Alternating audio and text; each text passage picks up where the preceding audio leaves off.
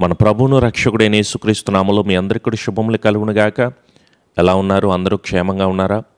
వరదల్లో నిరాశ్రయులైన బిడ్డలు ఉన్నారు, ఆశ్రయాన్ని కోల్పోయారు, ఆహారము లేక షెల్టర్ లేక అనేక మంది బాధపడుతున్నారు.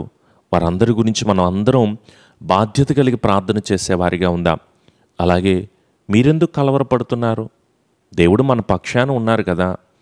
అనేక శోధనలతో, బాధలతో, ఇబ్బందికరమైన పరిస్థితులతో నేను కృంగిపోయాను, దిగులు చెందుతున్నాను అని ఎందుకు రోజు కృంగిపోయి బాధపడుతున్నావు? దేవుని యందు నిరీక్షణ ఉంచాల్సిన అవసరం లేదా? ఆయనే నా రక్షణకర్త, నా దేవుడు, నేను నమ్ముకొనదగిన సహాయకుడు ఆయనే కదా. ఆయన మీద భారం ఉంచండి. భయపడవలసిన అవసరం లేదు, కలవరపడాల్సిన అవసరం లేదు. ఏ నిందైనా, ఏ శోధనైనా, ఏ అవమానమైనా, ఏ భారభరితమైన పరిస్థితి అయినా సంతోషంగా మార్చే గొప్ప దేవుడు మన పక్షాన ఉన్నాడు. భయపడొద్దు, కలవరపడొద్దు. దేవుని మాట శ్రద్ధగా విను. ప్రయాసపడి భారం మోస్తున్న సమస్త జనులారా, మీరు నా యొద్దకు రండి, నేను మీకు విశ్రాంతినిస్తాను అని దేవుడే చెప్తుంటే ఆయన మీద మీ భారం ఉంచండి. మీ సమస్య, మీ శోధన దేవుని మీద ఉంచండి. ఆయనకు చెప్పండి, ప్రార్థన చేయండి, మొరపెట్టు. దేవుని దగ్గర ప్రాధేయపడు. అయ్యా, నేను పడుతున్న బాధ నుంచి, నేను అనుభవిస్తున్న ఈ వ్యాధి నుంచి నాకెప్పుడు విడుదల అని దేవుని దగ్గర ప్రయాసపడి అడిగితే దేవుడు సమృద్ధినిస్తాడు.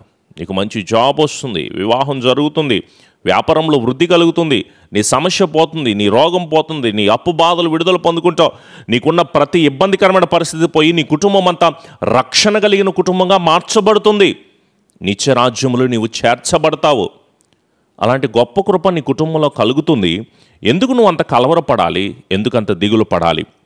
మీలో ఏ ఒక్కరూ కూడా కలవరపడకుండా లేఖన భాగాలు తెరిచి, మీ దగ్గర ఉంటున్న బైబిల్స్ తెరిచి, కీర్తన గ్రంథము 115వ కీర్తన 12వ వచనంలో దేవుడు చెప్తున్న మాట, యెహోవా మమ్ములను మర్చిపోలేదు, ఆయన మమ్ములను ఆశీర్వదించును. దేవుడు మనల్ని మర్చిపోలేదండి. ఇక్కడ సంతోషభరితమైన విషయం, దేవుడు మనలను మర్చిపోలేదు. మనుషులు, బంధువులు, చుట్టుపక్కల వాళ్ళు, స్నేహితులు, మన అనుకున్న వాళ్ళు నాకు తోడుంటారు అని చెప్పిన అనేక మంది మనుషులు వాళ్ళను వదిలిపెట్టవచ్చు, విడిచిపెట్టవచ్చు, నమ్ముకున్న వాళ్ళే మోసం చేయొచ్చు. కానీ దేవుడు నిన్ను మర్చిపోడు. దేవుడు నీకు తోడున్నాడు, దేవుడు నీకు నీడగా ఉన్నాడు. అలనాడు దావీదుకు, ఎస్తేరుకు, దానియేలుకు, షడ్రకు, మేషకు, అబేద్నెగోలకు, అనేక మంది ప్రవక్తలకు తోడై ఉన్న దేవుడే ఈరోజు నీకు నాకు కూడా తోడై ఉండి మనను బలపరచగలిగిన వాడాయన. నీ కుటుంబంలో అక్రమ సంబంధాలని, బాధ్యత లేకుండా ఉంటున్నారని, వ్యాపారంలో వృద్ధి లేదని, అభివృద్ధి నా జీవితంలో కలగట్లేదని, నష్టాలను చూస్తున్నానని, కుటుంబ సమస్యలతో, కోర్టు సమస్యలతో, పిల్లలతో సమస్యలతో, జాబ్ లేదని, ఇలా చెప్పుకుంటూనే వెళ్తున్న అనేక భారభరితమైన పరిస్థితులు, అనేక రకాలైన అనారోగ్య సమస్యలు, ఇవన్నీ పెద్ద విషయం అనుకుంటున్నావా? దేవుడు మనకు తోడున్నాడు, దేవుడు మనకు నీడనిస్తున్నాడు. నిన్ను, నీ కుటుంబాలను దేవుడు మర్చిపోలేదో ఆయన తప్పకుండా నిన్ను ఆశీర్వదిస్తాడు. అయితే మొదటిగా నీవు దేవుడంటే భయం లేకుండా బ్రతుకుతున్నావు, ఇంకెక్కడ ఆశీర్వాదాన్ని పొందుకుంటావు? భయం కలిగి ఉంటే ప్రార్థన చేస్తావు, నువ్వు అసలు మోకరించే ప్రార్థన చెయ్యు. భయం కలిగి ఉంటే దేవుని స్తుతిస్తావు. దావీదు దేవుని స్తుతించను, ఆశీర్వదించబడను. ఎస్తేరు దేవుని దగ్గర మొరపెట్టాను, కృప పొందుకొనెను అని మనం చూడలేదా? ఎజ్రా తన కుటుంబం దేవుని దగ్గర మోకరించి ప్రార్థన చేసినట్లుగా చూడలేదా? అలాగే వాక్యాన్ని వింటున్నామే తప్ప దాన్ని అనుసరించట్లేదు. మనం కృప పొందుకోవాలి. చిన్నలేంటి, పెద్దలేంటి, ప్రతి ఒక్కరూ కూడా దేవుని ఎడల భయభక్తులు కలిగిన బిడ్డల్ని దేవుడు మిక్కిలిగా ఆశీర్వదిస్తాడు.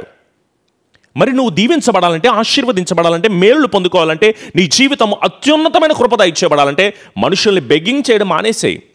మనుషుల మీద ఆధారపడడం మానేసేయి. మనుషులు ఈరోజు ఒకలాగా మాట్లాడతారు, రేపు మరొకలాగా మాట్లాడతారు. మనుషులు ఏమైనా సహాయం చేస్తారేమో, అధికారులు ఏమైనా సహాయం చేస్తారేమో, చుట్టుపక్కల ఎవరైనా సహాయం చేస్తారని ఎదురు చూస్తున్నావేమో.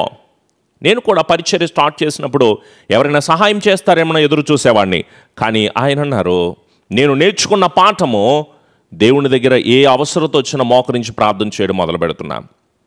ఏది అవసరం వచ్చినా, ఏ మందిరం కట్టాల్సి వచ్చినా, ఏ వస్తువు కొనాల్సి వచ్చినా, ఎక్కడ సువార్త ప్రకటించడానికి వెళ్ళాల్సి వచ్చినా, ఏది కొనాల్సి వచ్చినా సరే దేవుని దగ్గర మొరపెట్టి దేవుణ్ణి అడుగుతున్నానో, దేవుడు ఒక్కొక్కరిని రప్పించి, పాస్టర్ గారు ఇది అవసరమా మీకు? పాస్టర్ గారు ఈ మందిరం కోసం ఇది ఉపయోగపడుతుందని అనేక మంది వచ్చి నేను అడుగుతున్నానా? నేనేమన్నా ప్రాధేయపడుతున్నానా? నేనేమన్నా రమ్మని మాట్లాడుతున్నానా? దేవుడే మన పక్షాన ఉండి కార్యాలు జరిగించగలిగిన వాడు. నువ్వు మాట్లాడలేకపోవచ్చు, నువ్వు అడగలేకపోవచ్చు, ఎదుట వ్యక్తులతో, ఎదుట మనుషులతో నా వల్ల కావట్లేదు, నా కుమారుడికి చెప్పుకోలేకపోతున్నా, నా బిడ్డలకి చెప్పుకోలేకపోతున్నా, నా పరిస్థితులతో మాట్లాడలేకపోతున్నా, నా చుట్టుపక్కల వాళ్ళతో నేను ఏమి చేయలేకపోతున్నాను. ఎవరు నా పక్షాన మాట్లాడతారు, ఎవరు నాకు తోడుగా ఉంటారు, ఎవరు నాకు ఆశ్రయాన్ని ఇస్తారు, ఎవరు నాకు నీడగా ఉండి నా పక్షాన ముందుండి నడిపిస్తారని ఎదురు చూస్తున్నావేమో. మనుషులు కాదు మన పక్షాన ఉండి నడిపించగలిగినది, జీవము కలిగిన దేవుడే మన పక్షాన ఉంటాడు. ఆయన ఎట్లా భయభక్తులు కలిగి ఉండు, భక్తి చెయ్యి, భయం కలిగి ఉండు, దేవుడి కృప నువ్వే పొందుకుంటావు. భక్తి భయం లేకుండా నువ్వు ఎంతకాలం భక్తి చేసినా, ఎంతకాలం ప్రభువా ప్రభు అని పిలిచినా ఉపయోగమేం లేదు. పాటలైతే పాడతావు కానీ ప్రవర్తన మార్చుకో, ప్రార్థన అయితే చేస్తావు కానీ సరైన క్రమాన్ని అనుసరించవు. ప్రకటన గ్రంథం 3:16 ఉంటే చల్లగానైనా ఉండు, లేకపోతే వెచ్చగానైనా ఉండు, ఈ నునువెచ్చని బ్రతుకేంటి అని ప్రభు చెప్పట్లేదా? మరి అలాంటి అన్నప్పుడు నీ జీవితాన్ని నువ్వు మార్చుకోవాల్సిన అవసరం లేదా? ఇదే అనుకూలమైన సమయం. ఇంకా బ్రతికున్నాం, ఇంకా సజీవుల సంఖ్యలో ఉన్నాం, ఇంకా దేవుని కృప పొందుకోవడానికి మరొక అవకాశాన్ని, మరొక రోజుని దేవుడు మనకి ఇచ్చినప్పుడు ఆయన దగ్గర ప్రాధాయపడు, ఆయన్ని అడుగు, ప్రభువా ఈ రోజు నుంచి నీ వాక్యంలో నేను ఎదగడానికి తీర్మానం చేసుకుంటాను, నీ వాక్యం వింటాను ప్రభు అని ఆయనతో చెప్పు. దేవా ఇప్పుడు దాకా ప్రార్థన జీవితం నా దగ్గర లేదు, ఇక మీదట నేను ప్రార్థన పరుడుగా నేను ఉంటానని చెప్పు. గత కాలమంతా నీవు నా పట్ల చేసిన దాని పట్ల కృతజ్ఞత లేదేమో ప్రభా, ఇక మీదట నేను కృతజ్ఞత కలిగి ఉంటా. నా సహవాసం పాపిష్టోలతో చేశానయ్యా, చండాలమైన మనుషులతో ఇప్పుడు దాకా నా సహవాసాన్ని నేను చేశాను, కానీ ఇక మీదట నేను పరిశుద్ధమైన నీతోనే సహవాసం చేస్తాను అని చెప్పగలుగుతున్నామా? మాట్లాడగలుగుతున్నామా? ప్రభు చెప్పలేదు మనకి శ్రమ వస్తే ఆనందించమని. కానీ కష్టం వచ్చినప్పుడు, నష్టం వచ్చినప్పుడు, బాధ వచ్చినప్పుడు, ఇబ్బందికరమైన పరిస్థితి వచ్చినప్పుడు, శ్రమ వచ్చినప్పుడు మనం దేవునికి దూరం అయిపోతున్నామేమో. జాగ్రత్త. దేవుడు మరొకసారి మనతో మాట్లాడుతూ చెప్తున్నారు, నేను నిన్ను మర్చిపోలేదు. మరి మనము దేవుణ్ణి మర్చిపోతున్నామేమో. ఒకసారి పరిశీలించుకోండి.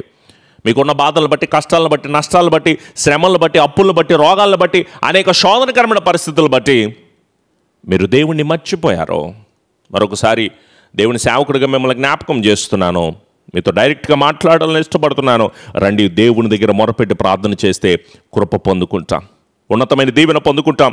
ఈరోజు ఈ వాగ్దానం వినడానికి నువ్వు తీర్మానం చేసుకుని నీతో దేవుడు మాట్లాడుతున్నప్పుడు నీ హృదయాన్ని సరి చేసుకోవాల్సిన అవసరం లేదా? దేవుని వైపు తిప్పు.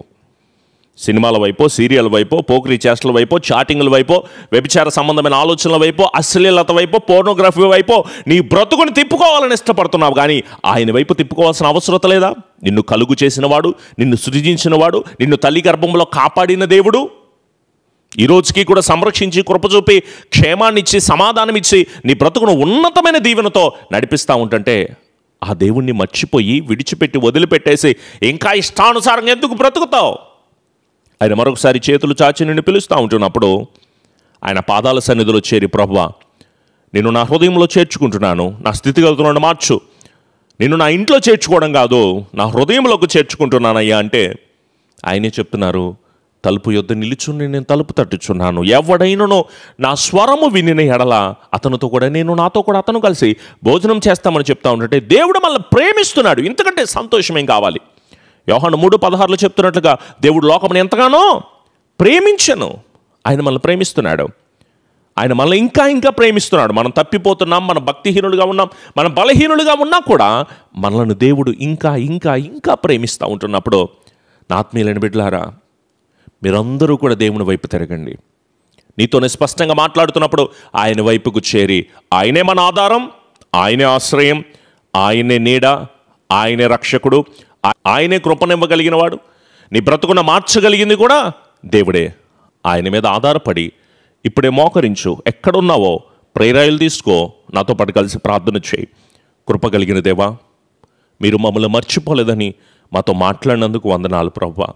దేవా నీ సన్నిధిలో మేము ఈ విధంగా కలిసి ప్రార్థించుకోవడానికి మీరు మాకు ఇస్తున్న గొప్ప అవకాశానికి వందనాలయ్యా. సన్నిధిలో మరొక మారు చేరి ప్రార్థించుకునే కృపనిచ్చినందుకు వందనాలు దేవా. అనారోగ్యాలతో ఉన్నాం, రోగాలతో ఉన్నాం, కలవరాలతో ఉన్నాం, కష్టమైన పరిస్థితుల్లో ఉన్నాం, అప్పుల బాధతో ఉన్నాం, ఆత్మీయ జీవితంలో అభివృద్ధి లేక బాధపడుతున్నాం, గృహ నిర్మాణాల విషయంలో, జాబుల విషయంలో, చదువుల విషయంలో దేవా, విదేశాల్లో ఉంటున్న బిడ్డలు అనేక మంది బాధలను, శ్రమలను, శోధనలు అనుభవిస్తున్నారయ్యా. వాటన్నిటికి కూడా పరిష్కారం ఇవ్వమని వేడుకుంటున్నాం తండ్రి. నీ సన్నిధానంలో మేము చేస్తున్న ప్రతి ప్రార్థనను కూడా అంగీకరించండి. ప్రార్థనలో ఏకీభిస్తున్న ప్రతి ఒక్కరు ప్రతిరోజు అనుదిన వాగ్దానాన్ని విని ప్రభా ఈ పరిచర్లో పాల్గొంటూ వాక్యాన్ని వింటున్న ప్రతి ఒక్క కుటుంబాన్ని కూడా దీవెనకరంగా మీరు మార్చండి. మేము చేస్తున్న ప్రతిరోజు ప్రార్థనలో కూడా నాయన దేవా మీ పాద సన్నిధిలో ఉంచుతున్నాం. విడుదలనివ్వమని, కృపచూపమని, ఆదరించమని, ఆ దురాత్మ చీకటి సంబంధమైన ప్రతిదీ కూడా విడుదల కలుగు చేసి నూతనమైన ఆశీర్వాదముతో మమ్ములను మా కుటుంబాలను నింపి ఫలభరితమైన మేలుల చేత నడిపించి ఆదరించి కృప చూపి ఈరోజు మాట్లాడుతున్న ప్రతి ఫోన్ కాల్లో ప్రతి ప్రేయర్ రిక్వెస్ట్ విషయంలో మీ పాద సన్నిధిలో ఉంచుతున్నాం.